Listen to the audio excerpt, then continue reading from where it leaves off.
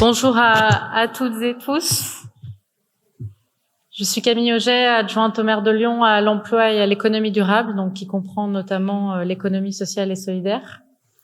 Je suis ravie de vous accueillir encore cette année à l'Hôtel de Ville pour cette conférence inaugurale qui marque le début du cycle des mardis de l'ESS.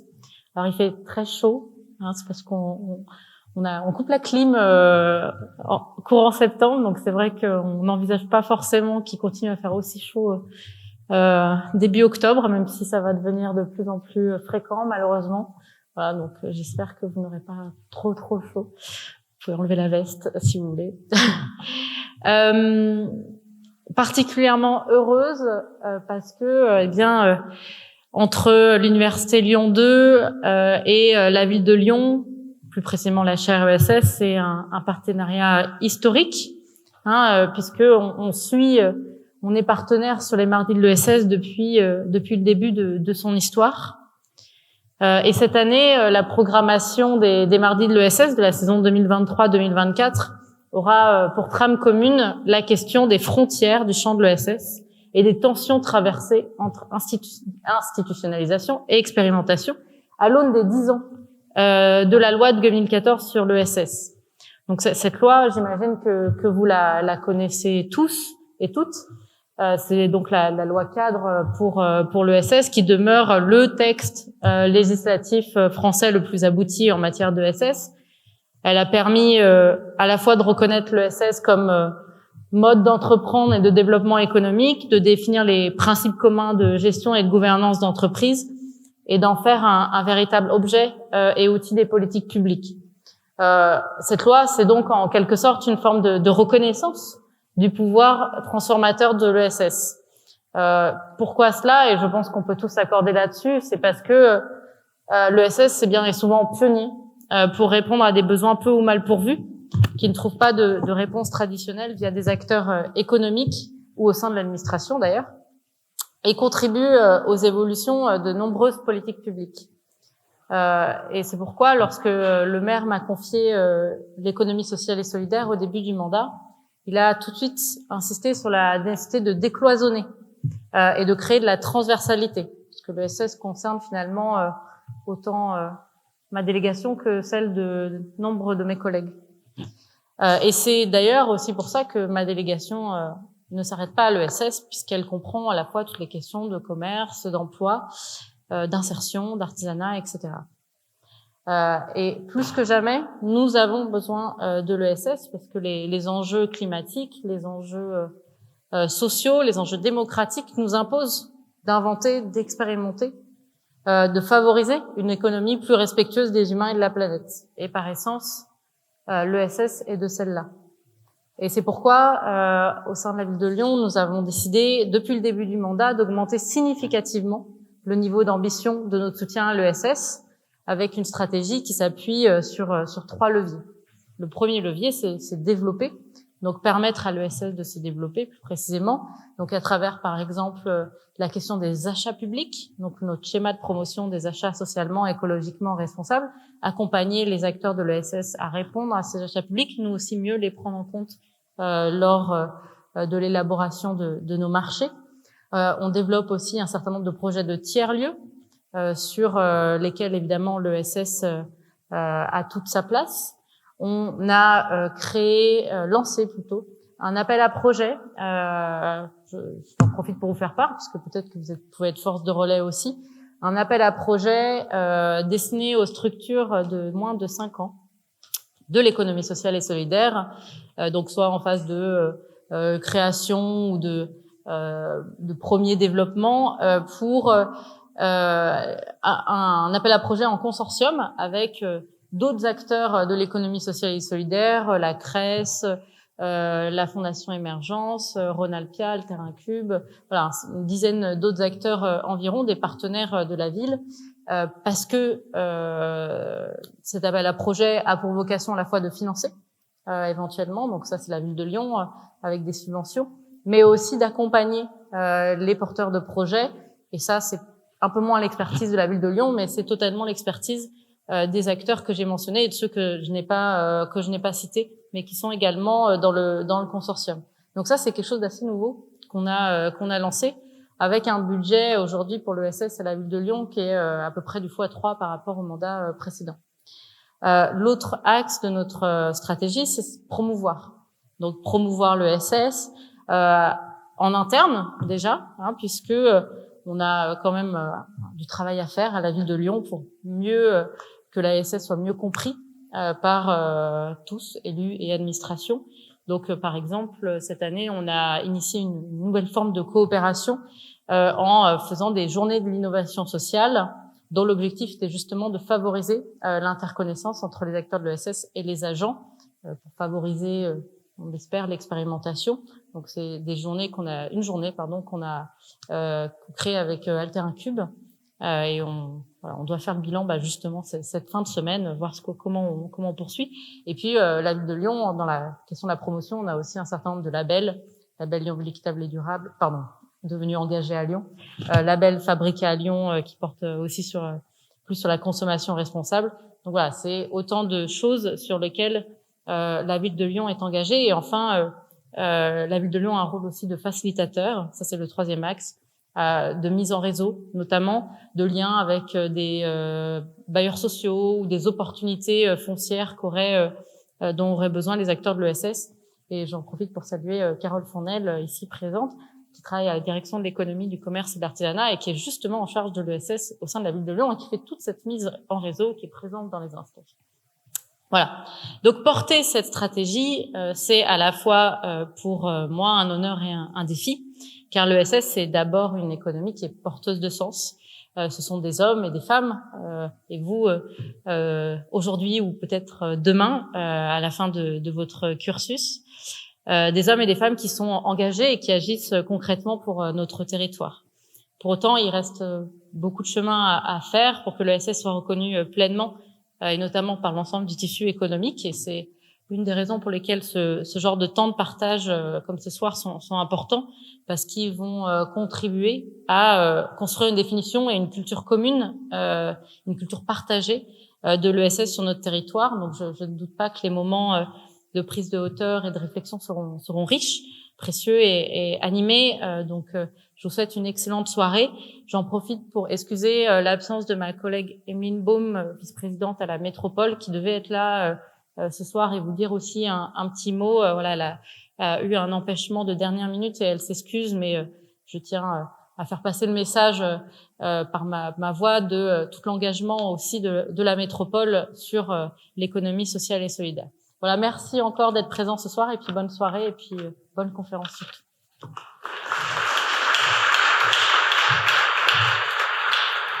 Bien, bonsoir, moi je suis Julia Bonaccorsi et je suis vice-présidente Sciences et Sociétés à l'Université Lyon 2. Voilà, donc comme chaque année, c'est vraiment avec un très grand plaisir que j'introduis cette conférence inaugurale du site qui est un cycle désormais célèbre finalement des mardis de l'ESS qui est organisé donc par la chaire d'économie sociale et solidaire de l'université, effectivement avec le soutien le soutien constant de la ville de Lyon et de la métropole de Lyon également. Alors, l'idée là, c'était de dire un petit mot de la chaire et puis de son importance pour une université. Qu'est-ce que c'est et à quoi ça sert finalement une chaire? Alors, dans une université, en tout cas la chaire ESS pour nous, c'est vraiment un espace particulier qui est ouvert sur l'extérieur, qui est pivot aussi entre l'université et la société, la science, les savoirs académiques, les besoins de connaissances aussi des acteurs de terrain, les savoirs pratiques. C'est un dispositif tiers, finalement une chaire, avec la société civile dans toute sa diversité. Et pour nous, à l'université, la chaire ESS fait vraiment partie. C'est un instrument puissant, en fait, dont on dispose, dont peut disposer un établissement de l'enseignement supérieur et de la recherche pour mener à bien ces missions, qui sont des missions tout à fait centrales, de travailler à la fois dans des dimensions de formation et de recherche avec et pour la société. La chaire, ça nous permet aussi de bousculer des pratiques, des routines, et puis de mieux se faire connaître ou de mieux se connecter avec ce on appelle parfois le monde extra-académique. Alors ce mot est pas très joli, mais en tout cas l'université publique, vous le savez, je pense que l'actualité récente aussi nous donne parfois des signaux et parfois malmenés, souvent très méconnus. Et donc depuis plusieurs années, en particulier de manière renforcée depuis 2021, on a souhaité, appuyer sur la chaire ESS et puis d'autres espaces, d'autres dispositifs, travailler notre politique d'ouverture, de connexion avec la société civile, développer ce qu'on appelle en Amérique du Nord parfois des services à la collectivité, c'est-à-dire comment une université avec ses laboratoires de recherche, ses formations, peut travailler à l'écoute et aussi en construction partagée avec les besoins de connaissances, par exemple des associations, par exemple des acteurs de l'ESS. On a à l'université aussi une sorte de guichet ou d'interface qui s'appelle la boutique des sciences et qui reçoit tous les ans, elle envoie un appel à manifestation d'intérêt et reçoit tous les ans plus de une soixantaine de réponses qui sont ensuite travaillées avec les associations, par exemple, qui sont venues déposer leurs questions, leurs besoins, ce qu'on appelle parfois aussi la demande sociale. La boutique des sciences, en complicité très souvent avec la chaire ESS, cherche à y répondre. L'idée, c'est de connecter avec des chercheurs et de construire aussi ensemble les questions de recherche elles-mêmes, et donc de ne pas arriver avec des solutions ou des problématiques qu'on aurait déjà clés en main, mais de les fabriquer aussi avec les acteurs de la société civile. Donc moi, je crois vraiment à cet enjeu d'explorer toutes les manières de lier formation, sciences, recherche et pratique. Et à Lyon 2, on a d'ailleurs obtenu une labellisation nationale en 2022, donc un label du ministère comme université pilote pour le site en sciences avec et pour la société. Ce décloisonnement, il passe aussi par l'ouverture un peu des tiroirs ou des silos des disciplines, des manières d'aborder, de construire justement les hypothèses, les sujets.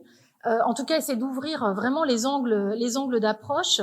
Donc, on a travaillé à l'université là depuis 2-3 ans sur des façons vous êtes dans la salle nombreux aussi, étudiants et étudiantes, de vous proposer des entrées, des ouvertures sur des enjeux sociétaux, des grands défis, les transitions alimentaires, les questions du travail, la question des vulnérabilités, de l'inclusion, et puis la question aussi de l'économie sociale et solidaire.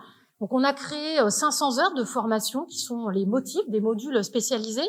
Et ce soir, en fait, les mardis de l'ESS font aujourd'hui partie aussi de ce programme, accueil des étudiants et étudiantes futurs professionnels de ce secteur, mais aussi des étudiants et étudiantes qui peut-être se destinent au métier de l'urbanisme, par exemple, et qui, à l'occasion en fait de ces cours du soir ou de ces cycles, vont pouvoir aussi découvrir les pluralités des manières d'agir dans la fabrique de la ville, par exemple. Donc cette année, la chaire, elle essaye d'inventer aussi, et je pense que mes collègues expliqueront ça ensuite, d'inventer aussi des manières de faire et de construire les programmes. C'est un programme participatif des mardis de l'ESS qui a été concocté cette année à partir d'un appel à idées auprès du réseau, qui est un réseau bien peuplé. Une chaire, c'est finalement aussi un réseau, une communauté. Et puis ce sont aussi des personnes, et donc je voudrais les remercier pour leur investissement et leur engagement, Émilie Lanciano, Jean-Luc Chautagna, Fanny Lenon, pour l'équipe rapprochée, et puis plus largement la communauté très active des collègues enseignants, chercheurs et acteurs-actrices de l'ESS, qui sont les moteurs de cette chaire à l'université. Donc, je voulais aussi souligner le travail de synthèse, de capitalisation et de prospective. Et donc, les mardis de l'ESS, c'est aussi des temps d'écoute de spécialistes et puis de réflexion collective, de débat. Donc, c'est un travail qui est vraiment remarquable et essentiel et qui permet de mettre aussi en perspective des changements contemporains et dans le temps long. Donc là, c'est l'occasion aussi des 10 ans de la loi Hamon. Et la programmation des mardis sera donc sur ce fil de l'institutionnalisation de l'ESS, de ses frontières. Elle débute ce soir, cette programmation, avec un grand spécialiste du droit associatif, Colin Amblard. Les prochains rendez-vous, donc j'en profite aussi pour vous annoncer le prochain rendez-vous. Il se fait à l'occasion de 2 anniversaires. l'anniversaire des 50 ans du concept d'utilité sociale, et puis l'anniversaire de l'Université Lyon 2, qui fêtera donc son 50e anniversaire le 24 octobre, dans un temps un petit peu exceptionnel. Donc là, ce sera dans les murs de l'université. Je redis aussi, pour conclure, à quel point la vitalité de la chaire, elle doit énormément au soutien de la ville de Lyon, de la métropole de Lyon, et je me réjouis vraiment très vivement de ces relations fortes nouées qui finalement prennent forme aussi à travers des projets de recherche, des projets collaboratifs qui en sont issus. Et puis, voilà, on a des conditions ce soir idéales pour réfléchir ensemble. Donc, merci aussi à vous, Camille, à la ville de Lyon, pour cet accueil. Et je vous souhaite à tous et toutes, pardon, je vais y arriver, une excellente soirée dans ce lieu exceptionnel. Bonjour à toutes et à tous. Avant de laisser la parole à Cola, on va dernière prise de parole, Jean-Luc et moi. Donc moi je me présente, je m'appelle Émilie Lanciano, je suis professeure en sciences de gestion à l'université Lyon 2 et je suis co-responsable de la chaire ESS. Et Jean-Luc Chotagna, donc je suis également co-responsable de la chaire ESS. Je suis maître de conférences associé, donc c'est un statut particulier à l'université qui permet à un professionnel d'exercer à la fois en enseignement et en recherche également. Donc je suis très heureux de rejoindre l'équipe de la chaire qui m'a très bien accueilli. Et donc j'ai commencé le 1er septembre, c'est tout neuf. Donc voilà, la conférence inaugurale de la chaire de l'université de Lyon, c'est depuis longtemps, depuis sa création, l'occasion de lancer véritablement la nouvelle année universitaire avec l'accueil des nouveaux étudiants et étudiantes dans les différents parcours, en particulier de master ESS, mais également dans les enseignements d'ouverture en L2 sur l'économie sociale et solidaire et dans les cours des personnes qui sont inscrites en master dans le cadre de la programmation des motifs de sciences et société. Cette année, voilà, nous avons également la chance d'accueillir des nouveaux collègues, donc Sylvain Selle, qui est donc maître de conférence en économie, qui était l'année dernière post-doctorant de la chaire, et donc Jean-Luc, qui comme maître de conférence associé, en remplacement de Julien Loïs, qui est parti pour de nouvelles aventures coopératives. Donc ce rendez-vous des mardis de l'ESS et de la conférence inaugurale en particulier, c'est un moment aussi important car il scelle les relations de partenariat que l'université Lyon 2, le département Sciences et Sociétés et la chaire entretiennent avec la ville de Lyon, qui nous accueille dans ses beaux locaux ce soir, la métropole de Lyon, mais également la ville de Villeurbanne, avec lequel nous avons des relations de coopération et dans lequel certains mardis de l'ESS vont également se tenir. Nous espérons que nous contribuons à travers ces différents événements, rencontres, au dynamisme de l'écosystème de l'ESS au niveau de la ville et de la métropole lyonnaise. Et donc nous remercions évidemment vivement tous les acteurs qui participent aux différentes et acteurs et actrices à ces différents moments de mardi de l'ESS, qui donnent leur temps, qui nous aident à concevoir de façon participative ces conférences, mais également évidemment les personnes élues qui nous soutiennent de façon importante à la ville de Lyon, à la métropole, à l'université, et tous les personnels de ces collectivités, de toutes ces organisations sans qui tout ce travail ne serait pas possible. Avant d'aborder ces mardis de l'ESS et ce cycle de conférences qui a déjà été un peu évoqué, nous voulons rappeler des dates essentielles concernant la vie de la chaire. Tout à fait. Donc, puisque la chaire, c'est un espace de travail collectif qui réunit les acteurs, les chercheurs de l'ESS, et on souhaite vraiment faire vivre cette dynamique.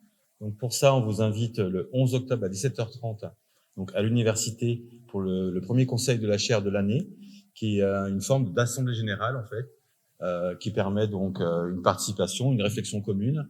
On a des sujets importants à traiter pour cette fois-ci, notamment les groupes de travail de la chaire, les prochains carnets et puis d'autres sujets. On voudrait vous rappeler également les carnets de la chaire justement qui se sont lancés cette année et vous avez des exemplaires qui sont déposés à l'entrée Vous pouvez vous servir si vous le souhaitez. Ils sont également disponibles sur le site de la chaire en téléchargement. Et on a beaucoup de sujets qui sont en cours de préparation, de parution. Donc c'est des thématiques qui sont travaillées collectivement, soit par les chercheurs par rapport à leur thème de recherche, soit par les acteurs eux-mêmes qui contribuent à travers des groupes de travail, soit aussi les étudiants, puisqu'il y a des mémoires qui sont particulièrement intéressants et qu'on souhaite promouvoir et capitaliser par ce biais. Donc les carnets de la chaire. Donc maintenant, revenons au mardi de l'ESS. Donc c'est un cycle de conférences qui est organisé dans différents lieux publics, donc ville de Lyon, métropole, ville de Villeurbanne et évidemment université, mais peut-être aussi éventuellement dans d'autres lieux qui correspondent à des lieux de l'économie sociale et solidaire. Ces conférences, elles ont pour objectif de traiter des grands enjeux, voire des grands challenges qui sont traversés par l'ESS aujourd'hui et s'adressent bien sûr aux étudiants et aux étudiantes, mais également au grand public, aux acteurs, aux actrices, dirigeants, dirigeantes, salariés de l'économie sociale et solidaire. Ils offrent, nous l'espérons, des moments de réflexion, d'échange entre personnes qui sont engagées dans la transformation sociale et solidaire de l'économie.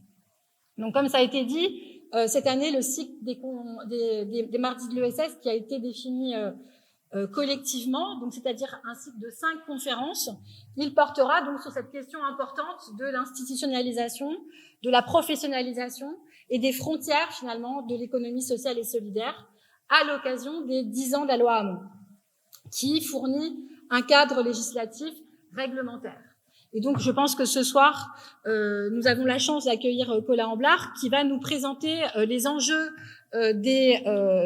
qui se sont posés au moment de cette loi, qui était beaucoup attendue par les acteurs et qui a constitué un moment important en France, mais également en Europe et dans le monde, mais aussi les enjeux contemporains, discussions qui portent aujourd'hui sur les frontières de cette loi qui pourrait être amenée à évoluer, etc.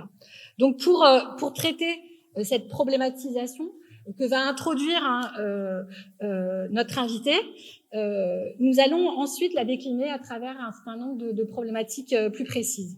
Donc le 24 octobre, à l'université, l'anniversaire des 50 ans de l'université Lyon 2 nous invite à un autre anniversaire, celui du cinquantenaire d'un concept qu'on voit revenir toujours, souvent, depuis longtemps en ESS, celui de l'utilité sociale.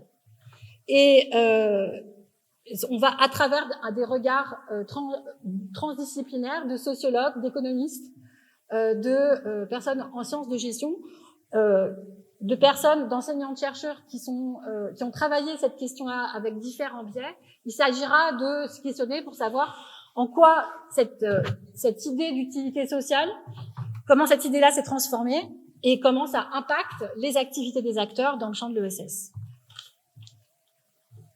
On passera après. Oui, le 14 novembre, donc, on va traiter de la question de la professionnalisation du métier d'accompagnement de la vie associative. Donc, c'est un mardi de l'ESS qui se fait en collaboration avec le réseau national des maisons des associations et puis le CIDIEL. Donc, ça a été travaillé bien en amont. Et du coup, c'est vraiment sur les questions de l'accompagnement, comment accompagner au mieux les associations et avec quel métier. Donc, c'est aussi un métier qui est en train d'être défini et retravaillé au niveau de son référentiel métier. Et puis, le 19 décembre, donc, nous interrogerons les liens entre ESS et genre avec l'ONG Entrepreneurs du Monde comme partenaire. Donc, on va retravailler toutes ces questions autour de la parité, du rapport homme-femme au sein des organisations de l'ESS. Donc, ce sera sûrement aussi un moment vraiment passionnant. Et enfin, le 16 janvier, ce sera la dernière de ce cycle. On parlera de territoire et notamment de la question de l'ancrage territorial, puisque vous savez que l'ESS, c'est l'économie des territoires. Et il y a bien une question autour de comment on arrive à vraiment articuler les actions des organisations avec les préoccupations du territoire, les relations avec les collectivités, comment faciliter cet ancrage. Et on traitera de cette question notamment avec Alter Incube et d'autres incubateurs, parce que les incubateurs, ils jouent un rôle dans l'accompagnement à la création d'activités sur cette question du territoire. Donc voilà un beau programme qui est devant nous et on espère que vous serez nombreux à le suivre. Et maintenant, on va revenir pour ce soir donc à notre thématique. Et donc, on a la joie d'accueillir Colin Amblard, qui est avocat, docteur en droit, spécialisé dans les associations, qui est également actif au sein du cabinet NPS Consulting, donc il travaille aussi concrètement avec des associations. Il est également chargé d'enseignement à l'université Jean Moulin à Lyon 3 et auteur d'une thèse de droit intitulée « Associations et activités économiques, contribution à la théorie du tiers secteur », qui a donné lieu à plusieurs prix universitaires. Et donc, vous êtes engagé depuis de longues années dans l'ESS et vous avez un peu une vision, notamment de la mise en place de la loi et de tout ce qui s'est passé, de l'évaluation de cette loi qui est en cours et peut-être d'une nouvelle mouture. Donc, on est très heureux de vous accueillir. Merci. Bonjour à tous. Comme il se doit, mais bien sincèrement, je voudrais remercier déjà la chaire ESS de l'Université Lyon 2, qui me fait l'honneur de m'inviter pour cette conférence inaugurale. Toujours un plaisir pour moi de parler d'ESS, parce que c'est vrai que je m'adresse là aussi aux étudiants. C'est une passion. Voilà, je suis tombé dans la marmite quand j'étais jeune. Et j'espère que ça va durer et je vais essayer de vous faire une présentation en 45 minutes pour pas déborder. Je voudrais remercier aussi donc toute l'équipe évidemment de la chaire, Émilie Lanciano et aussi la mairie de Lyon, Camille Augier. Merci qui nous accueille dans cet endroit magnifique. Je vais commencer cette intervention par une anecdote qui est tout à fait personnelle pour évoquer avec vous l'ESS. Comme vous, j'ai été étudiant. Je sais qu'il y a beaucoup d'étudiants dans la salle, donc je vais essayer de passer un peu de temps avec vous. En 2004, quand j'ai commencé durant 5 ans dans un grand cabinet, où je m'occupais du département secteur associatif, organisme sans but lucratif et sport. Donc j'ai fondé mon propre cabinet et ce cabinet, je l'ai installé physiquement dans un groupement d'avocats pluridisciplinaires et de manière très concrète, s'est posé la question de comment moi, mon cabinet allait apparaître sur le papier en tête du groupement. Alors, il y avait effectivement la possibilité de mettre secteur associatif, mais c'était quand même finalement assez réducteur. Il y avait la possibilité d'inscrire économie sociale. À l'époque, c'était une terminologie qui était très usitée. Et je me suis entendu dire par un confrère à l'époque, mais tu fais du droit du pauvre. Et donc ensuite, il y avait la troisième possibilité, l'économie sociale et solidaire, donc sous l'acronyme ESS, mais finalement c'était à l'époque très méconnu du public, c'était complexe, totalement incompréhensible, et du coup, alors je ne sais plus exactement ce qu'on avait choisi au final, mais bon, c'est pour vous illustrer le fait que finalement l'ESS n'avait en 2004 pas vraiment d'existence, ni aux yeux de mes confrères, ni aux yeux des magistrats quand j'allais plaider des dossiers, etc., etc. Donc c'était quand même assez compliqué, et il était très compliqué de faire admettre que les associations, les fondations, les mutuelles, les coopératives, enfin tout ce qui constitue l'ESS puisse véritablement représenter un mode d'entreprendre, avec une fonction interne et des activités qui sont fondées sur le principe de solidarité et d'utilité sociale. Donc, dans l'esprit, si vous voulez, des gens, l'association n'avait rien à faire dans le champ économique et les mutuelles et les coopératives constituaient en quelque sorte un secteur relativement résiduel. Alors, pour autant, moi qui avais consacré un peu de temps sur ces champs, j'étais quand même assez surpris de cette méconnaissance un peu générale, parce qu'il faut savoir, mais bon, vous êtes étudiant dans ce secteur, donc je vais rien vous apprendre. L'ESS est un mouvement très ancien. C'est un mouvement je dirais, qui date de la fin du XVIIIe, début du XIXe siècle. Donc je vais vous parler d'un monde que les moins de 100 ans ne peuvent pas connaître. Elle existe depuis le XIXe siècle, avec des premières coopératives agricoles, ouvrières.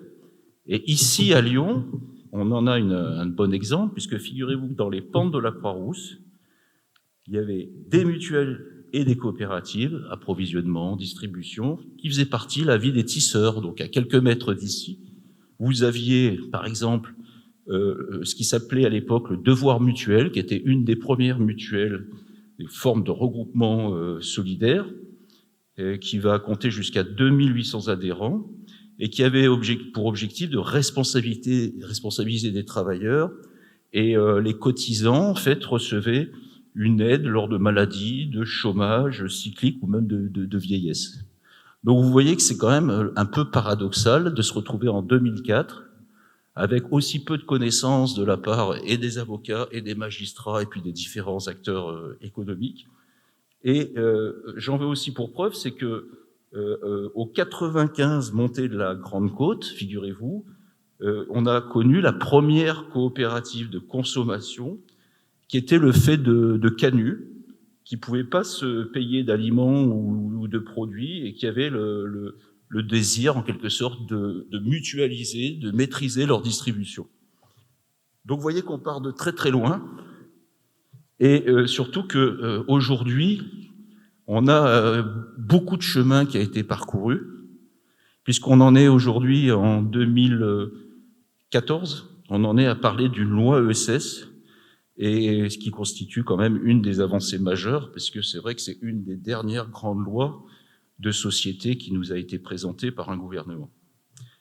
Alors aujourd'hui, quelques chiffres quand même, pour situer et pour vous convaincre, mais je pense que vous l'êtes déjà, que nous ne sommes pas des heureux utopistes, que d'imaginer cette autre économie alternative à l'économie capitaliste. Et aujourd'hui, quand on regarde les chiffres, c'est quasiment vertigineux. Quelques chiffres, je ne vais pas vous abreuver de trop de chiffres, mais je pense que c'est quand même important de prendre conscience à quel point l'ESS constitue une force économique qui est absolument phénoménale. Donc en France, l'ESS, ça pèse 10 à 12% du produit intérieur brut. Ça pèse à peu près 10% des salariés. Donc, si vous voulez, en termes de masse salariale, c'est pareil, c'est à peu près les mêmes grandeurs. Donc, l'ESS, on peut dire que ça pèse plus que l'agriculture et l'automobile réunis. C'est, pour les associations, 1,3 million d'entités. Les associations constituent d'ailleurs 80% du secteur de l'ESS, il faut quand même l'avoir bien en tête, et on mobilise à peu près une centaine de milliards de budget. Donc vous voyez pas qu'on est des 12 utopistes, on est dans la réalité économique d'un monde qui change et d'une économie qui se transforme. Les fondations, c'est 40 milliards d'euros d'actifs détenus et près de 15 milliards de dépenses en 2021, avec un taux de croissance de 8% en hausse annuelle et une hausse moyenne des effectifs qui est de l'ordre de 3%. Bien plus que le secteur économique traditionnel qui a plutôt tendance à détruire de l'emploi, l'ESS a plutôt tendance à en créer. Les coopératives aussi, une des grandes familles. Le poids économique qui ne cesse de croître, on a un nombre de 23 000 coopératives, 1,2 million de salariés, ça représente 5% de l'emploi salarié en France. Et là aussi, on a un chiffre d'affaires qui ne cesse d'augmenter, puisqu'on a une hausse régulière qui est de 0,3% depuis 2012. Donc c'est somme toute, je suis désolé, il fait très chaud, et c'est somme toute faible comme ça en apparence, mais enfin, par rapport, si on compare ça à d'autres secteurs, c'est tout à fait exceptionnel. Et puis les mutuelles, c'est pareil, 12% de l'emploi du secteur, 329 milliards d'euros de chiffre d'affaires. Et donc là, on a affaire à vraiment des acteurs historiques du secteur, parce que les mutuelles d'assureurs représentent 5% de l'emploi de l'ESS. Donc vous voyez qu'on est vraiment sur des grandeurs qui sont extrêmement importantes.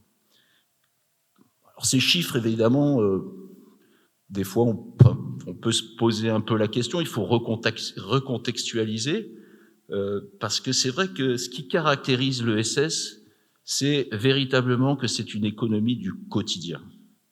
Une économie du quotidien pour tous les Français. Je vais encore vous donner un petit peu de chiffres, puis après on passera à autre chose. C'est plus de 8% des établissements d'enseignement culturel, c'est plus de 8 établissements d'enseignement culturel sur 10. Donc vous voyez que ça pèse quand même. École de danse, école de musique, théâtre, etc. 8 établissements d'enseignement culturel sont portés par des entités de ESS. C'est 54% des complémentaires santé qui sont représentés par des mutuelles. C'est 3 véhicules particuliers sur 5 et la moitié des 2 roues motorisées qui sont assurés par des mutuelles. C'est plus de 90% des clubs de sport par le biais d'associations. C'est 9 établissements d'accueil d'enfants handicapés sur 10. Les banques coopératives représentent 60% de l'activité de la banque de détail. Et enfin, j'en terminerai, 3 agriculteurs sur 4 adhèrent à une coopérative. Donc vous voyez qu'on n'est pas du tout dans une utopie, mais on est bien ancré dans cette réalité. Et c'est pas un phénomène qui est spécifique à la France. C'est une nouvelle économie qui se développe partout à travers le monde, en Europe. Et vous verrez aussi, alors j'aurai moins de chiffres à vous délivrer, mais vous verrez aussi que les ordres de grandeur sont tout aussi impressionnants. Alors, vous vous rendez bien compte que depuis 2004, il y a beaucoup de choses qui ont changé et beaucoup de pays aujourd'hui ont pris conscience de cette réalité économique. J'en veux pour preuve que les dispositifs législatifs se développent partout dans le monde pour prendre véritablement acte de cette nouvelle économie qui grandit un peu partout. Et alors la première loi qu'on a retrouvée, c'est l'Espagne. L'Espagne, c'est le premier pays à avoir adopté une loi en 2011. Et puis vous allez voir qu'après, ça s'est succédé. On a eu la Grèce, avec la crise économique qu'elle a connue, ça a fortement accéléré les choses. Et puis ensuite, on a eu la Belgique. Alors la Grèce, c'était en 2012. La Belgique, donc il y avait 3 régions, Bruxelles, etc., 2008-2013. Le Portugal depuis 2013. Il y a eu le Québec aussi. La Suède, l'Angleterre, l'Allemagne. Par contre, c'est un petit peu différent. C'est qu'il n'y a pas de loi spécifique ESS, mais il y a tout un tas de dispositifs, de mesures législatives et politiques qui visent à soutenir l'ESS. Donc on est dans une approche moins sectorielle, mais la prise en compte de cette nouvelle économie émergente est tout aussi importante.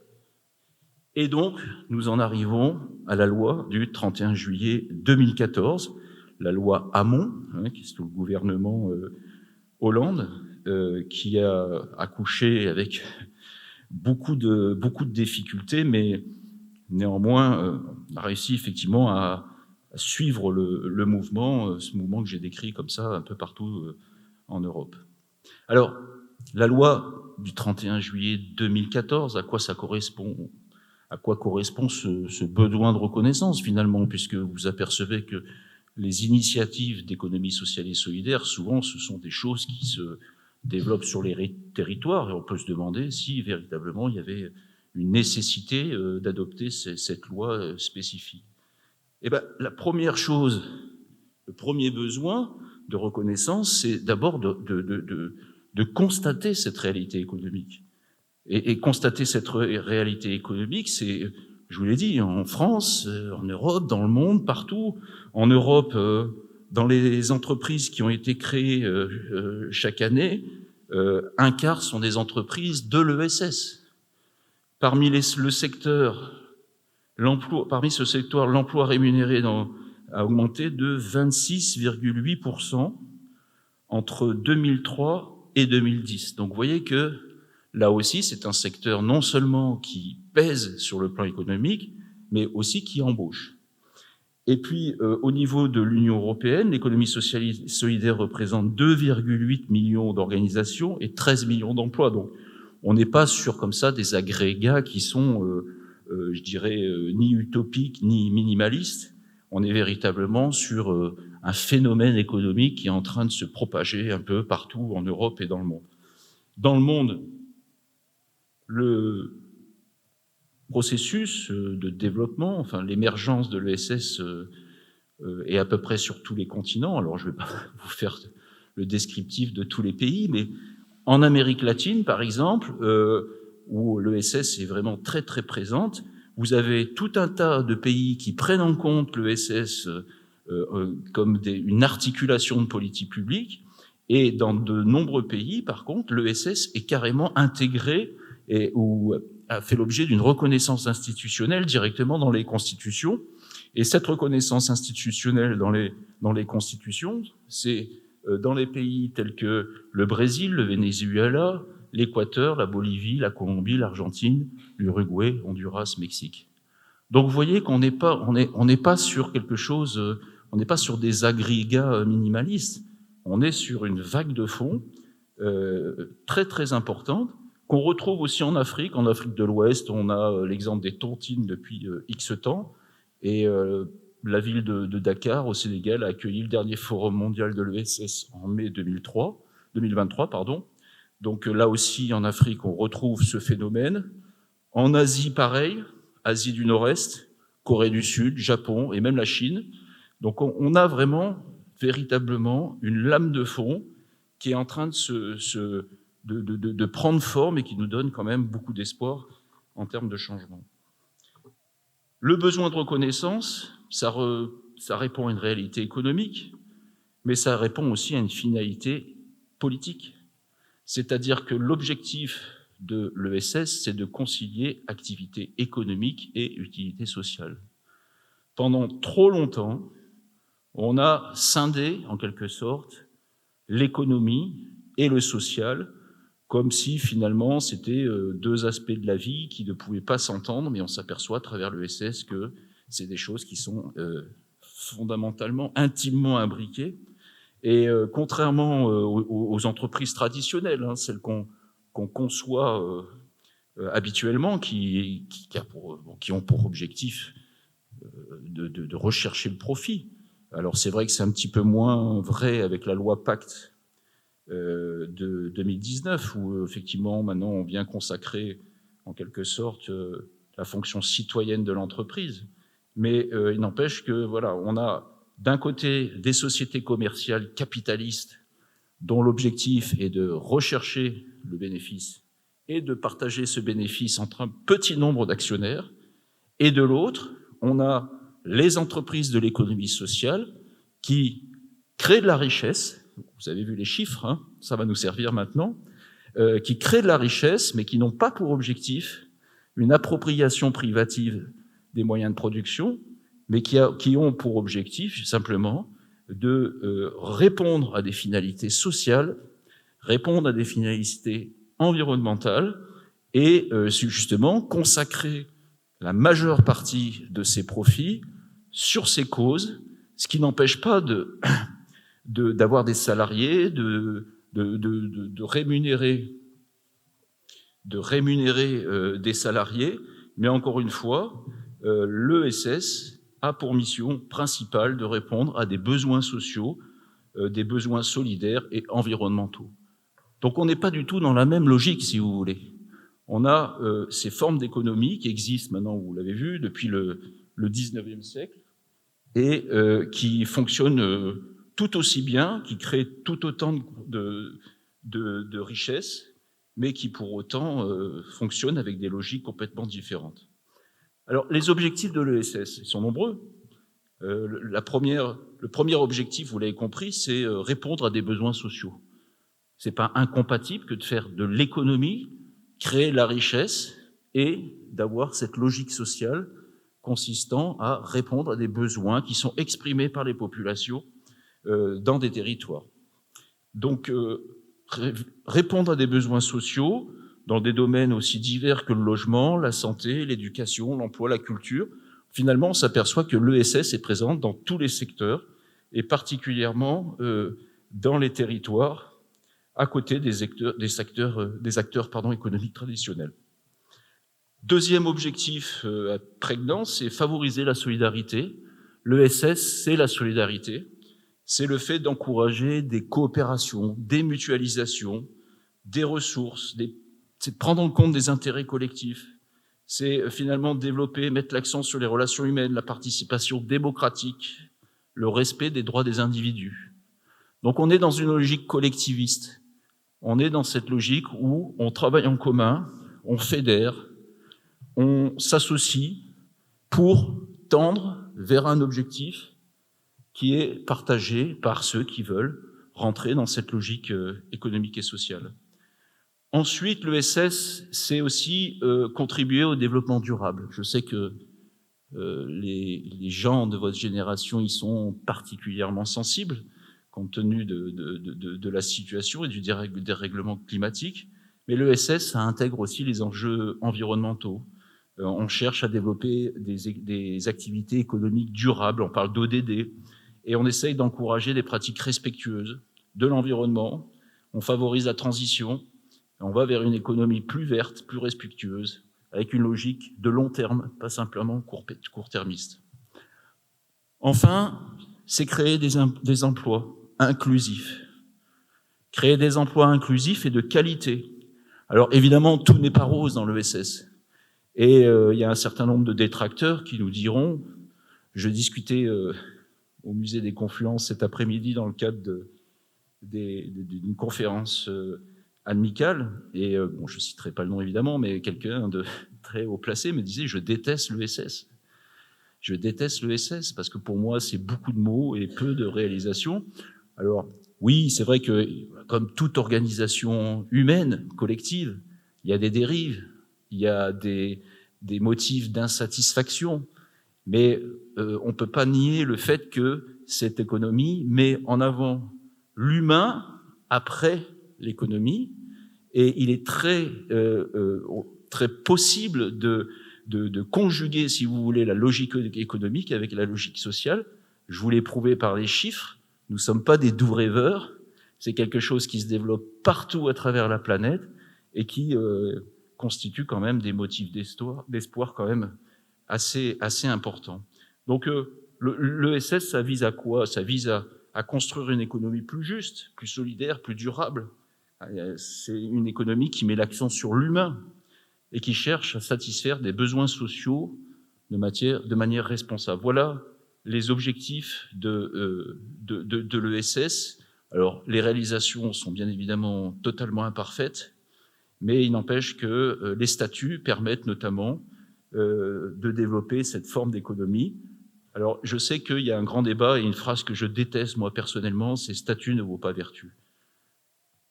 Je serais un peu dans ma cuisine, je dirais que c'est une connerie sans nom de dire ça. Je sais ce qu'elle recèle derrière, à savoir que, effectivement, le terme de vertu est plutôt connoté, hein, mais ne nous attachons pas à ce qualificatif. Les statuts sont un acquis. Le fait qu'une organisation humaine puisse s'organiser autour de la propriété impartageable des bénéfices et des moyens de production, c'est quand même quelque chose d'assez phénoménal, et particulièrement en ce moment où on a une problématique de partage des richesses qui est totalement insupportable. Donc, on a quand même une économie qui évolue, qui se transforme. Au sortir de la Révolution française, nous sommes passés du féodalisme au capitalisme. Depuis la fin des années des 30 glorieuses, on assiste à quoi finalement? À une décomposition du système capitaliste, avec ces nouvelles formes d'économie plus égalitaires, plus partageuses, avec cette idée qu'on peut insuffler dans l'entreprise de la démocratie. Le salarié n'est pas simplement une force de travail, c'est aussi quelqu'un qui a une compétence, qui a peut-être des mots à dire au sein de l'entreprise, qui peut la faire évoluer, qui peut peut-être apporter à l'entreprise des points de vue différents. Et c'est quelque chose aujourd'hui dont on doit tenir compte pour la suite des choses. C'est aussi un système qui permet de lutter contre quelque chose qui est assez insoutenable, à savoir que le système actuel capitaliste génère beaucoup trop d'inégalités, que ce soit sur le plan économique, que ce soit sur le plan social, que ce soit sur le plan environnemental. Alors pourquoi et pour qui élaborer une loi cadre, finalement ? Puisque, vous l'avez compris, l'ESS, c'est avant tout une action citoyenne. C'est des citoyens qui, un jour, prennent conscience d'une problématique.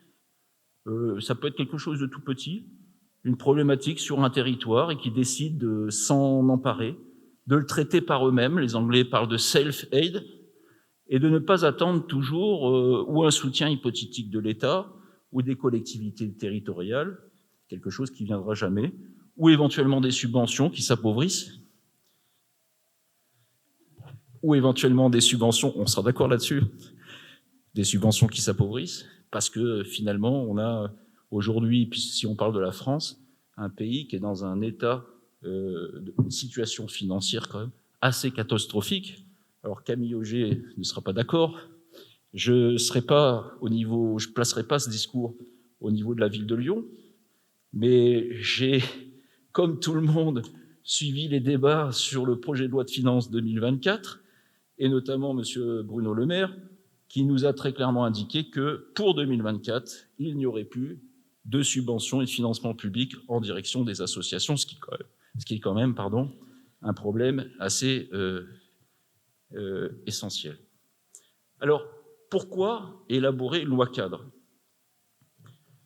Pour plusieurs raisons. Je les citerai pas toutes, évidemment, parce que le temps m'est compté.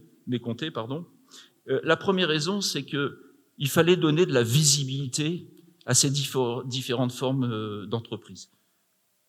Donner de la visibilité. C'est vrai que entre une association sportive, une mutuelle d'assurance, une coopérative d'ouvriers, la logique commune n'était pas facilement détectable. Et ce qui n'est pas détectable par le grand public n'émerge pas dans le débat. Donc il fallait véritablement un cadre qui permette de se dire qu'une autre économie est possible. Une économie fondée ou sur la non-lucrativité ou sur la lucrativité limitée. Donc vous avez des familles qui sont sur la lucrativité limitée, coopérative essentiellement, et puis vous avez des familles qui sont sur la notion de but non lucratif. Alors ça ne veut pas dire que ces entités n'ont pas le droit de créer des richesses, au contraire. Quand on prend l'exemple de la loi 1901, article 1 de la loi 1901, il n'est jamais indiqué qu'une association n'a pas le droit de créer des richesses. Il est indiqué au contraire, et si en bon juriste que vous êtes, vous pouvez, je pense, suivre mon raisonnement, c'est que s'il est interdit de partager des bénéfices entre les membres, ça veut dire à contrario qu'au niveau du groupement, il est parfaitement possible d'en faire. Après, effectivement, si jamais vous en faites de ces mêmes bénéfices dans des conditions identiques de celles qui se pratiquent pour des sociétés commerciales, dans ce cas-là, vous serez traité à l'identique sur un plan fiscal. Donc vous voyez bien qu'il y a une espèce de méconnaissance. Pendant très longtemps, on a cru que d'un côté, vous aviez le secteur lucratif qui avait le droit de créer la richesse, et de l'autre, finalement, ces espèces de trucs qui étaient des outils réparateurs d'un système qui créait de plus en plus de méfaits. Mais en réalité, c'est pas aussi simple que ça. Une association a le droit de créer de la richesse. La preuve en est, c'est qu'aujourd'hui, en France, quand on voit, c'est à peu près... dans l'ESS, les associations, c'est 80% des entités. Donc, vous avez 80% d'associations, j'y reviendrai tout à l'heure, mais vous allez voir qu'une association peut parfaitement créer de la richesse sous formes diverses et variées. Ça peut être de la richesse monétaire, ça peut être de la richesse non monétaire, mais en tout cas, on n'est pas du tout dans l'espèce de dichotomie qu'on a connue pendant très très longtemps, où d'un côté, vous aviez le secteur lucratif qui avaient le droit de générer du bénéfice, et puis de l'autre, des entités qui avaient finalement le droit casse-terre, ou éventuellement de réparer les méfaits de la première économie. On n'est pas du tout dans cette logique-là. Donc, la reconnaissance liée à la loi 1901, c'est surtout le fait de renforcer la légitimité de ces acteurs économiques vis-à-vis du grand public, vis-à-vis des acteurs économiques, mais aussi des décideurs politiques. Pourquoi élaborer une loi cadre? C'est évidemment pour promouvoir le développement de ce secteur. Donc la loi, si vous voulez, du 31 juillet 2014, on va bientôt fêter les 10 ans, elle sert de catalyseur pour promouvoir et développer cette forme d'économie. Et ça, c'est quelque chose qui doit inciter les entreprises traditionnelles, si vous voulez, à modifier en quelque sorte leur propre comportement.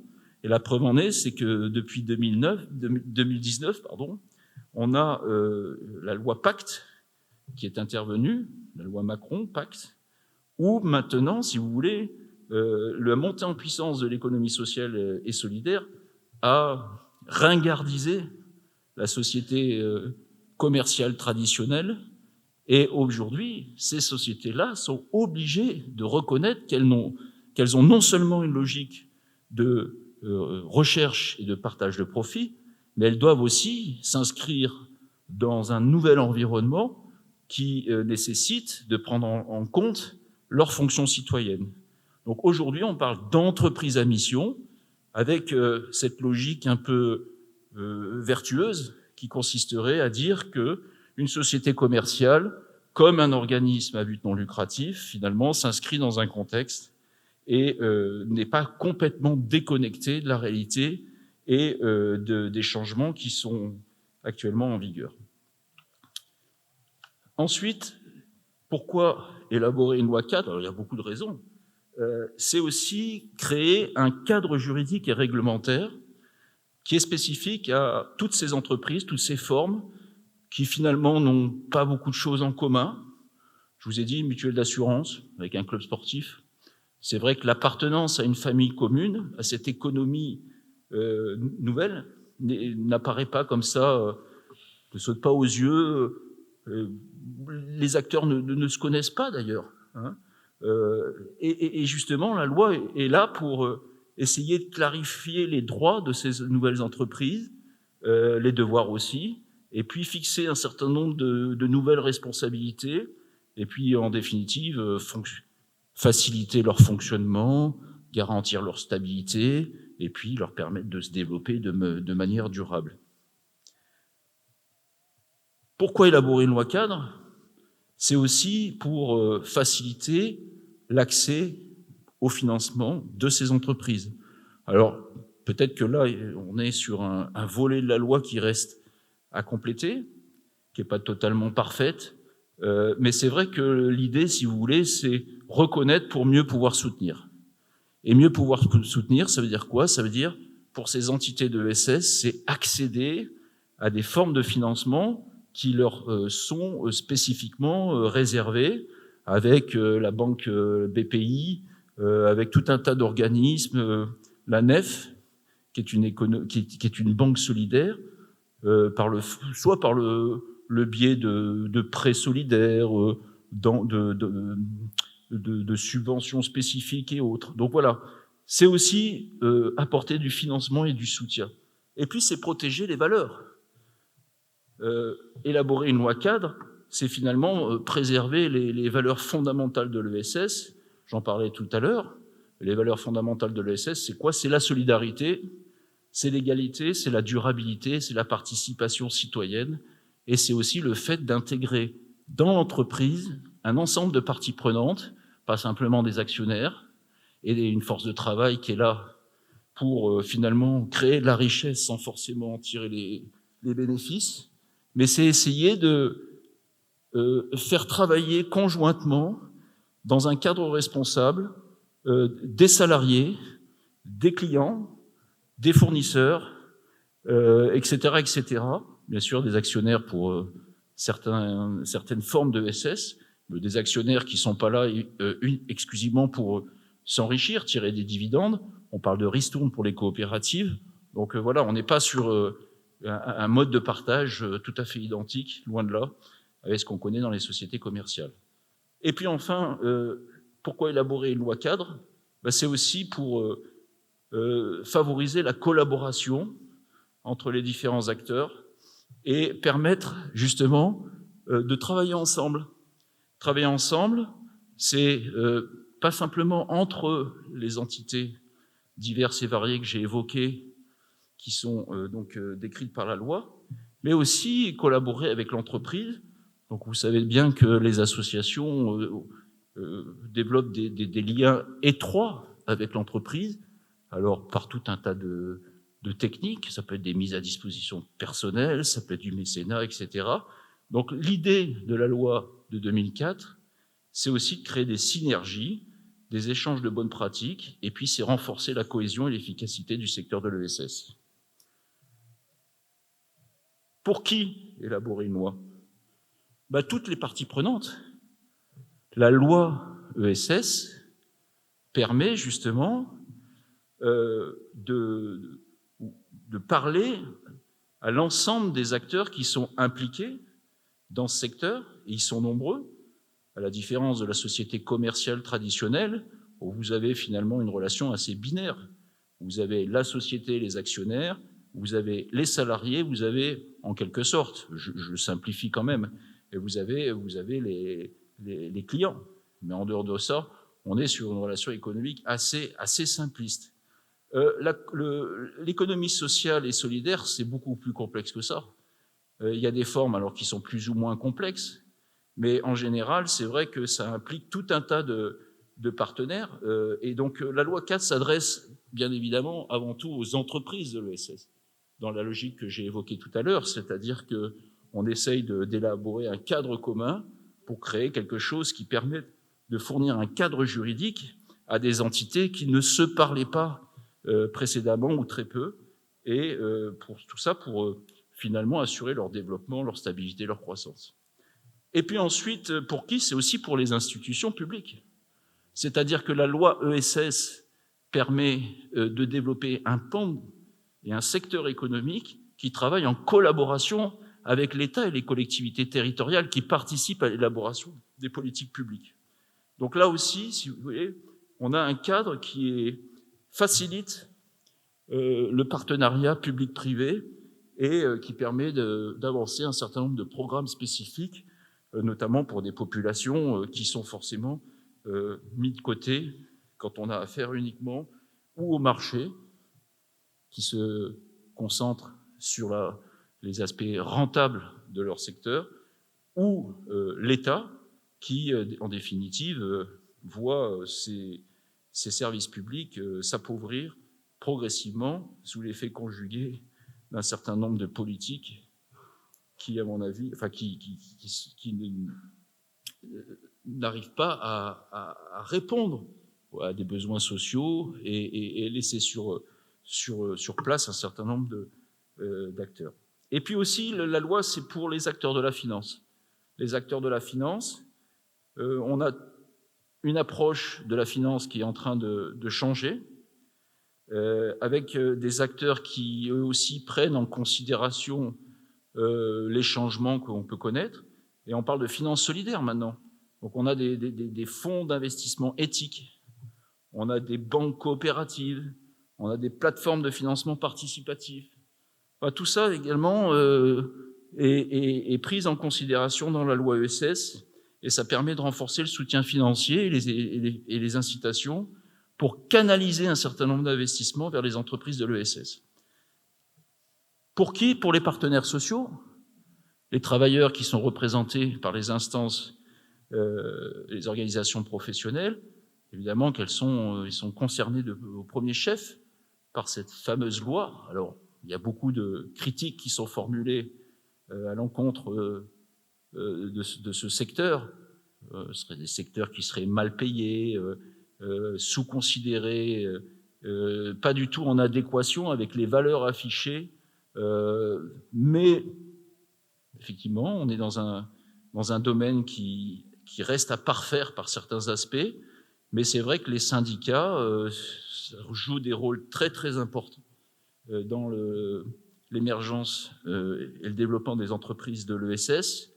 Et l'ESS permet aussi une forme de multisociétariat qui est plus ou moins avancée en fonction des formes. Dans les associations, par exemple, on a un dispositif qui permet d'associer les salariés à la gouvernance de l'entreprise.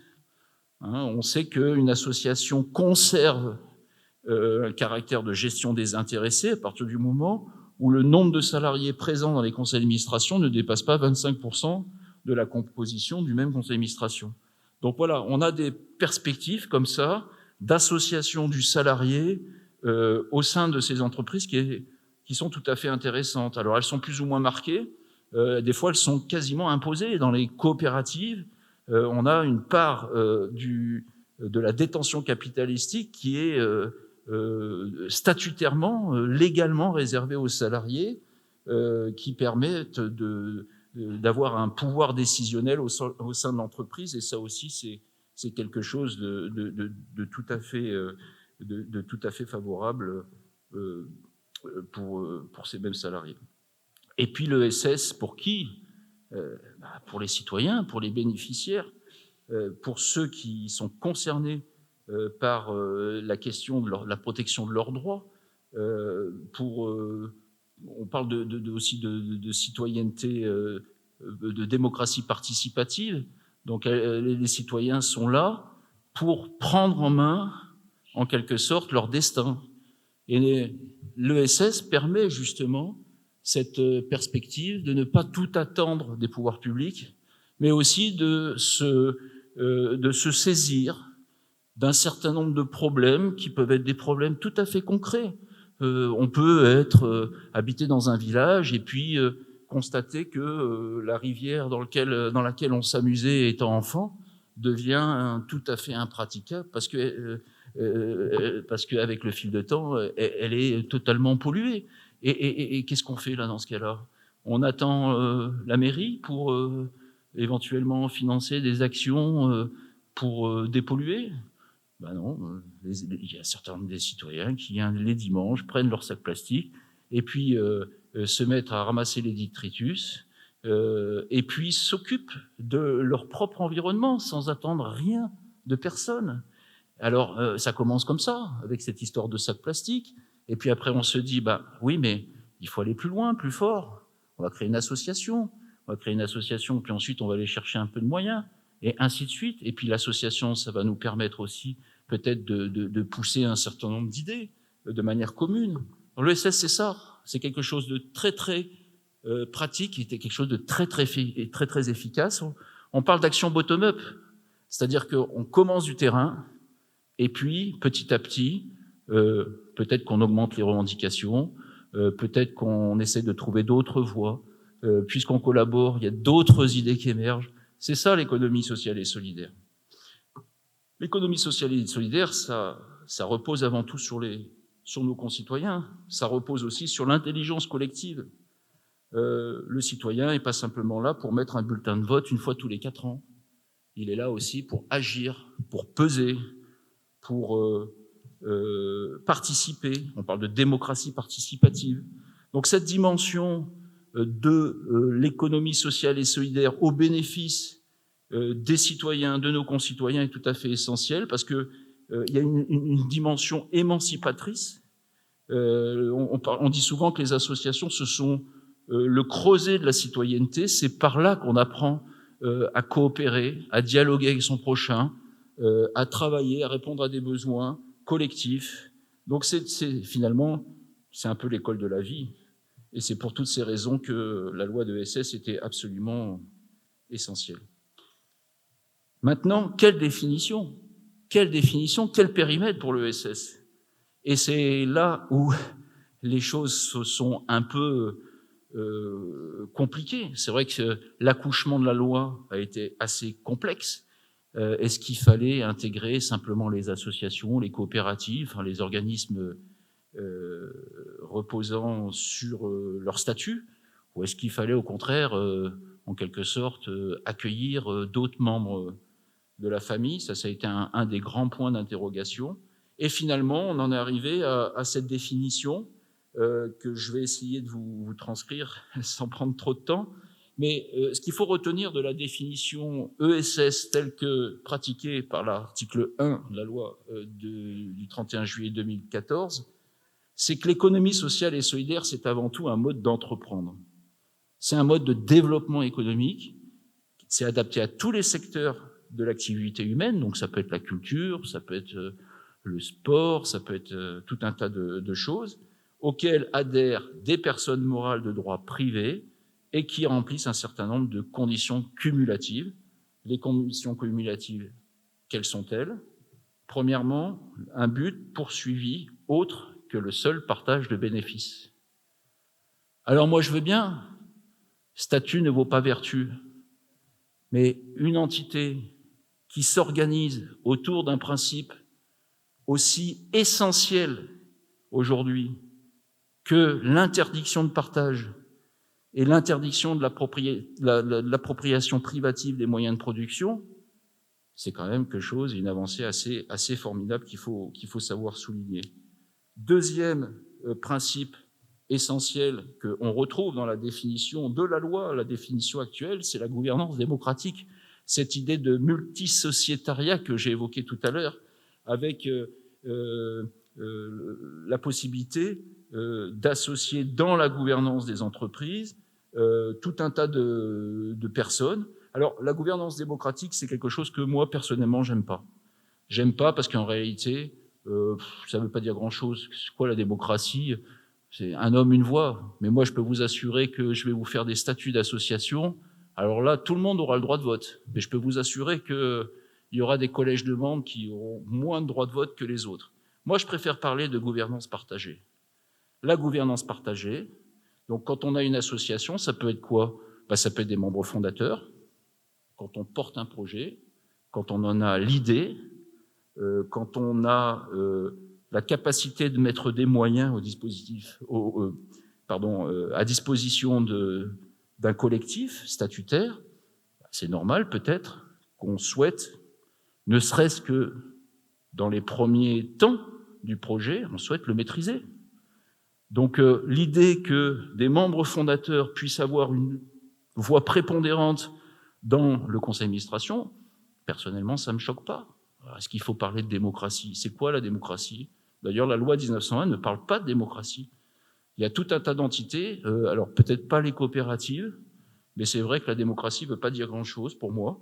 Donc moi, je préfère parler de gouvernance partagée avec des membres actifs, des membres partenaires. Chacun joue son rôle, en quelque sorte, et participe à la vie de l'entreprise associative à des degrés divers. Quand on va chercher des membres d'honneur, les membres d'honneur, est-ce que vous allez leur faire payer une cotisation? Si je prends un exemple très très basique, vous êtes un club de foot amateur, vous avez la chance de faire venir Michel Platini, alors maintenant on parle de Zidane, pardon, est-ce que vous allez lui demander de payer une cotisation de 10 €? Non. Il sera là pour apporter quoi? Une caution morale, c'est déjà pas mal. Il sera là pour vous apporter quoi? On parle d'apport en industrie, c'est-à-dire qu'il va être là pour vous ouvrir son carnet d'adresses. Et dans la définition de la loi 1901, finalement, on parle de mise en commun d'un certain nombre de choses. Ces choses-là ne sont pas précisées, c'est pas forcément du numéraire, ça peut être de l'apport en industrie, ça peut être du savoir, ça peut être tout un tas de choses, mais c'est vrai que vous n'allez pas non plus demander à Zidane de se rendre à votre assemblée générale et puis d'aller voter. Son apport sera totalement différent. Donc si vous voulez, à des degrés divers, dans l'entreprise, on peut tous apporter quelque chose. Ça peut être des biens matériels, ça peut être du numéraire, ça peut être tout un tas de choses. Et c'est ça qui fait la force, finalement, de ces entreprises. C'est la capacité de mettre en commun un certain nombre de choses pour tendre vers un but qui est un but partagé potentiellement par tout le monde, normalement par tout le monde. Donc on a ce deuxième grand critère. Et puis ensuite, le troisième, c'est une gestion conforme à un certain nombre de principes. Et justement, les principes, c'est quoi? C'est des bénéfices qui sont majoritairement consacrés, non pas à l'enrichissement d'un petit nombre, mais au financement de l'objectif de maintien, de développement de l'activité. Et ça, dans mon quotidien, qui consiste à créer des structures, je peux vous assurer que ça prend tout son sens. Quand vous créez une maison de retraite, hein, tout le monde a en tête ce scandale Orpea, hein, ce qui montre bien qu'il y a peut-être des pans de l'activité qu'il faut sortir du champ concurrentiel, mais quand on a une maison de retraite, vous pouvez la gérer ou sous la forme associative, ou sous la forme d'une société commerciale. Et d'ailleurs, il y a des grands groupes cotés en bourse qui gèrent des maisons de retraite. La question des statuts et la question de l'affectation des bénéfices, vous pensez que c'est une question qui, comme ça, en apparence, est anodine ? Quand vous avez une structure qui génère des bénéfices, quand vous avez des statuts qui disent, en gros, ces bénéfices, ils ne peuvent pas être partagés entre des actionnaires. Ils doivent être réinvestis dans la cause. Ils doivent être investis dans quoi ? Amélioration des capacités, des conditions d'accueil pour nos aînés. C'est pas anodin. Quand on a des statuts qui nous obligent à investir les bénéfices dans l'amélioration de l'encadrement, quand on a des statuts qui nous obligent à payer les gens. Alors, c'est vrai qu'il y a un problème de ce côté-là. J'ai pas une vision utopiste de l'ESS et du secteur associatif. C'est vrai que les salaires sont quand même, somme toute, un peu en deçà du marché. Bon, encore qu'il y a des conventions collectives qui normalement s'appliquent. Mais quand on a des bénéfices qui doivent être réinvestis dans le paiement de salaires décents, c'est pas quelque chose d'anodin. Donc vous voyez bien que cette question statut ne vaut pas vertu. Alors c'est peut-être sur la terminologie vertu que se polarise la définition, mais pour moi, je peux vous assurer que les statuts sont avant tout un acquis. La loi 1901, c'est pas rien. L'ordonnance de 45 pour les coopératives, c'est pas rien. Ce sont des acquis sociaux qu'il faut savoir préserver. Alors, le périmètre de l'ESS, il faut bien comprendre que c'est l'article 1, deuxièmement, de la loi du 31 juillet. Donc, l'ESS est composé des activités de production, de transformation, de distribution, d'échange, de consommation de biens ou de services, mises en œuvre par quel type d'entité ? Vous avez deux familles.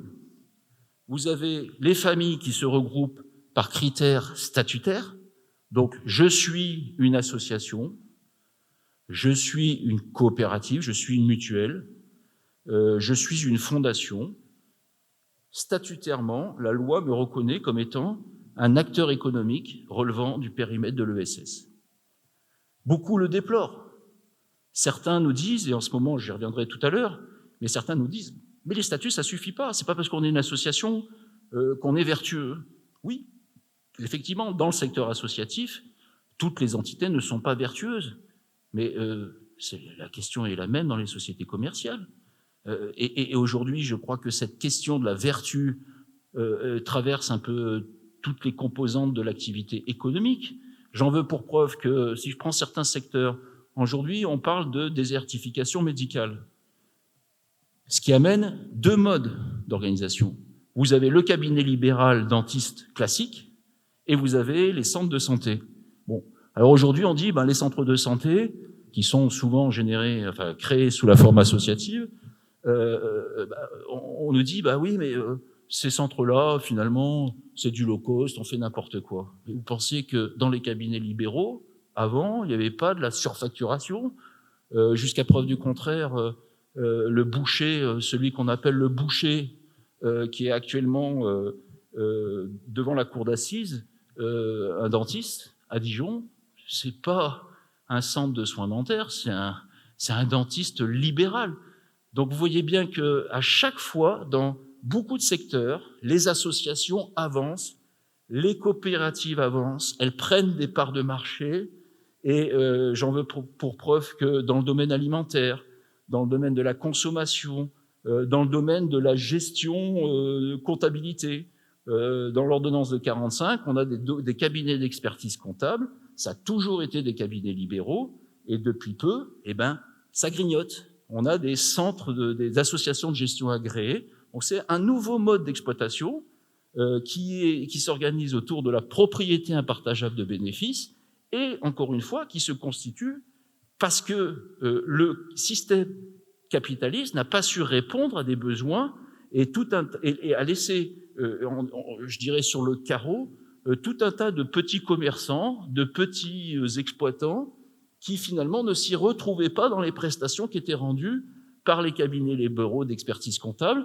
et qui ont pris, encore une fois, leur destin en main, le fameux principe de self-aid, à savoir qu'ils se sont dit, maintenant ça suffit, on va créer nous-mêmes nos cabinets d'expertise comptable sous la forme associative, et puis on va se lancer sur le marché, et on voit maintenant que ce type de production comptable se développe. Donc on a, en gros, dans le périmètre ESS, les associations, les coopératives, les mutuelles et les fondations. Je précise au passage que dans le périmètre ESS, les associations représentent 80% du... c'est jusqu'à quelle heure? Ah, j'ai encore 2 minutes, d'accord. Bon, je vais aller très vite. Je me suis un peu laissé aller. Alors, les associations, c'est 80% du secteur, les coopératives, 14%, les mutuelles, 6%, et les fondations, 1%. Alors, après, il y a le critère, les fameux organismes agréés ESUS. Donc, c'est ce fameux débat qui a, en quelque sorte, transcendé l'adoption de la loi de 2014. Ce sont tout un tas d'organismes, des sociétés commerciales qui rentrent dans le périmètre d'économie sociale et solidaire, précisément parce qu'elles sont agréées et elles remplissent un certain nombre de fonctions, notamment une fonction d'utilité sociale. Donc, vous voyez bien que ces ensembles d'entreprises, elles ont pour objectif, elles poursuivent principalement des objectifs qui sont d'ordre social, environnemental, etc., etc.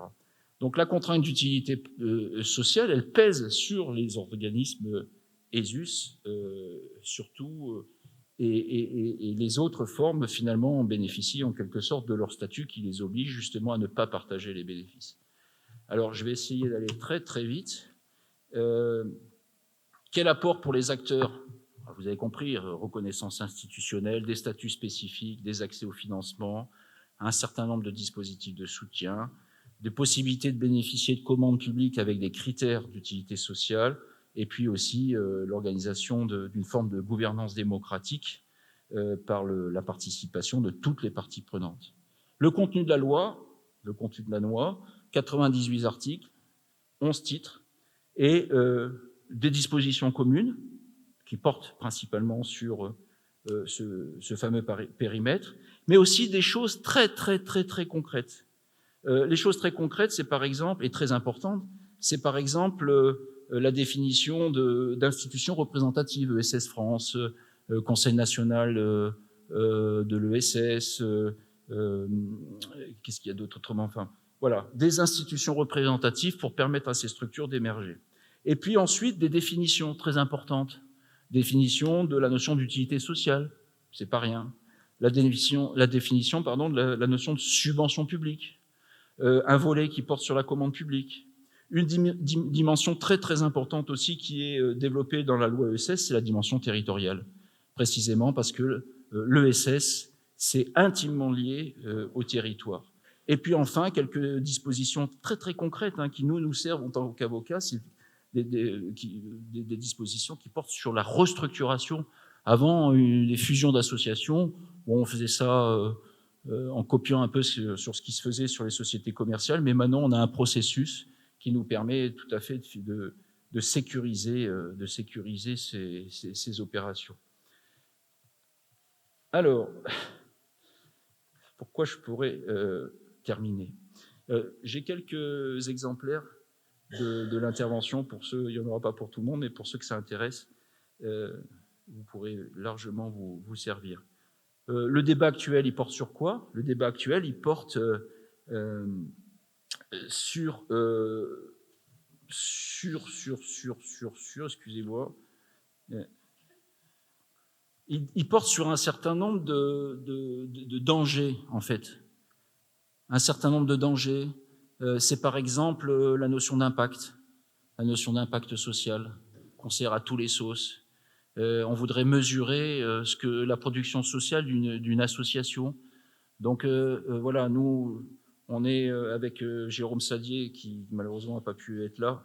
Nous sommes vent debout sur cette notion-là. On préfère parler d'utilité sociétale qui prend en compte l'ensemble des externalités positives du secteur associatif, pas simplement le fait de quantifier combien d'enfants on va traiter, mais aussi se donner une espèce d'appréciation de l'approche économique et sociale de ces entités, de ces entreprises un peu particulières, en prenant en considération aussi le temps long. L'association, c'est le temps long. On se donne le temps de faire les choses bien, en essayant de ne pas commettre d'erreurs. Donc voilà, on est sur vraiment une logique autre que le système capitaliste qui finalement, à part, je vais pas être caricatural, mais la logique, c'est souvent d'engranger des bénéfices toujours plus au détriment de son environnement. Donc maintenant, qu'est-ce qui va se passer pour l'ESS ? Alors on a des perspectives qui sont quand même assez réjouissantes. La première perspective, ça a été le grand débat, j'en terminerai, c'est finalement que le périmètre semble acquis. Donc il n'y aura pas probablement de remise en question du périmètre, celui que j'ai évoqué. Donc on aura bien ces familles statutaires et les entreprises ESUS. Le Conseil national des CRES a émis un avis sur la loi ESS et est venu finalement dire qu'il n'y avait pas de raison fondamentalement de changer. Qu'est-ce qu'il faut s'attendre maintenant ? Est-ce qu'il faut s'attendre à une nouvelle loi ? Non. Je ne pense pas, même si, encore une fois, nous sommes sur un acquis social très très important qu'il va falloir évidemment préserver comme un bien commun. Vous savez que l'ancien monde capitaliste raisonne toujours en part de marché et on part aussi... On parle maintenant... Alors j'ai un article là de Monsieur Roulet, je ne sais pas, qui dit que les investisseurs s'intéressent au marché des pauvres qui demeure solvable. Donc voilà, il faut faire attention aussi à ce que cette ESS soit là pour prémunir d'un certain nombre de dérives. Et puis je crois qu'il faut que j'en termine, c'est ça ? Donc bon voilà, j'ai été très très vite, mais il y a des perspectives réjouissantes sur le plan du droit interne. On a un gouvernement qui n'est pas très enclin à collaborer avec les corps intermédiaires, beaucoup le déplorent. On a un gouvernement qui ne favorise pas forcément le recours à l'intelligence citoyenne, on est plutôt dans un raisonnement assez autocratique, on raisonne en silo, alors que sur le plan européen, pour finir sur une touche quand même un peu positive, on a une vraie prise de conscience que l'ESS peut apporter un certain nombre de choses très très positives et j'en veux pour preuve que dernièrement, alors je terminerai là-dessus, faut juste que je retrouve mes notes. Oui, voilà, pour la période 2021-2027, la Commission souhaite augmenter son soutien au-delà de 2,5 milliards d'euros, donc ce qui est quand même une somme assez subséquente. Après, il faut remettre ça en perspective, mais voilà, l'Europe a pris conscience de l'importance de l'ESS et je pense va enfin y consacrer un certain nombre de moyens et pour ça, c'est quand même assez favorable. Et aussi sur cette idée que l'ESS est enfin reconnu par l'ONU avec une résolution qui a été prise récemment dans une logique de développement des ODD, Objectifs de développement durable. Donc on voit bien que l'ESS est pris en compte par les instances internationales et on peut se féliciter parce que les définitions de l'ESS qui sont retenues par les instances internationales sont peu ou prou celles qui ont été élaborées par le gouvernement français. Merci beaucoup.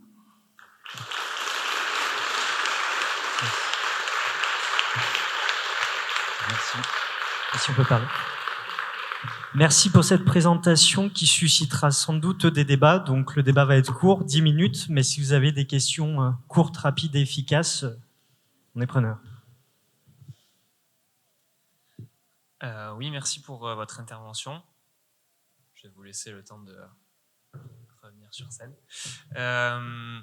Vous évoquiez Je bois du coca, c'est très exceptionnel, c'est pas très économie sociale et solidaire. Pardon. Vous évoquiez tout à l'heure l'apparition de sociétés à mission comme quelque chose de positif qui démontrait de l'influence aussi de l'ESS dans notre société. Est-ce qu'il n'y a pas, selon vous, quand même un risque de banalisation par ce biais-là de l'ESS, au contraire ? Tout à fait. Je suis pas certain d'avoir dit que c'était une bonne chose, l'entreprise à mission. Tout ce qui peut faire évoluer l'entreprise classique, traditionnelle, telle qu'on l'a apprise, telle qu'on l'a vécue, telle qu'on l'a subie, quelque part, c'est une bonne chose. Mais pour moi, il y a beaucoup de bullshit. Très clairement. Je faisais une conférence à 14h, Musée des Confluences, pour Amical, où le sujet, c'était le rôle et la place du mécénat dans l'entreprise à mission. Ouais, je peux vous assurer que je ne me suis pas fait des copains, et je pense que c'est fini pour moi. Amical ne m'invitera plus. Hein. Mais écoutez, je suis très partagé. Mais je ne crois pas un instant que l'entreprise à mission va changer quoi que ce soit. C'est dommage, parce qu'elles vont toutes se transformer en entreprise à mission. Vous savez, la caractéristique première du capitalisme, c'est sa résilience. Elle s'est adaptée à tout un tas de contextes. Et aujourd'hui, on est dans l'urgence. L'urgence climatique, l'urgence sociale, l'urgence environnementale. Et c'est la dernière trouvaille que le gouvernement Macron nous a sortie. Hein, très concrètement, je ne suis pas maître de conférence et je suis pas, donc je peux me libérer un peu par rapport à tout ça. Mais oui, l'entreprise à mission pose problème, à mon avis, parce qu'elle va brouiller la frontière entre le désintéressement et l'intéressement. Hein. Elle va aussi instrumentaliser les associations. On s'aperçoit quoi ? Avant, si vous voulez, le mécénat, c'était une association, une expertise citoyenne, une volonté politique de prendre à bras le corps une problématique qui souvent était une problématique de terrain, comme mon histoire de rivière que j'ai évoquée tout à l'heure. Bon. Donc voilà, si vous voulez, l'initiative était prise par les organismes d'intérêt général. Mais qu'est-ce qui va se passer maintenant ? En fait, l'entreprise citoyenne va aller se confronter finalement à l'État dans la représentation et dans le portage politique de l'intérêt général. Et ça, c'est un problème. Ensuite, c'est les entreprises qui vont définir leur spectre d'intervention et vont dire telle cause, ça m'intéresse. Alors les causes, c'est celles qui sont les plus médiatiques et pour lesquelles on peut attendre un maximum de retombées. Ce qui n'est pas du tout l'esprit du mécénat. L'esprit du mécénat, normalement, rappelez-vous, le mécène est dans une intention libérale, c'est-à-dire qu'il n'attend rien en retour. Alors il y a quelques contreparties qui sont consenties, mais théoriquement, voilà. C'est l'entreprise qui vient en aide à des organismes au sein desquels on développe des expertises citoyennes. Aujourd'hui, c'est l'entreprise qui va dire voilà, ce sujet m'intéresse, je vais mobiliser des moyens, et puis je vais aller chercher Pierre, Paul, Jacques pour rentrer dans ma logique entrepreneuriale. Donc c'est un revirement complet, si vous voulez, du spectre de prise en compte des intérêts des citoyens. Donc je suis très circonspect par rapport à ça. Alors c'est un dispositif qui date depuis 2019, on va voir comment il est mis en application. Mais bon, écoutez, si ça peut faire des mécènes supplémentaires, tant mieux. Mais bon, je ne crois pas qu'il faille attendre une quelconque force de transformation de par ce nouveau dispositif. Mais je ne sais pas si j'ai répondu à votre question. Est-ce qu'on prend encore une ou deux questions avant de clôturer ? Moi, je suis là jusqu'au bout de la nuit, si vous voulez. Hein, je crois qu'on doit partir vers 20h. Mais... ah, ouais. Non, pas de questions ?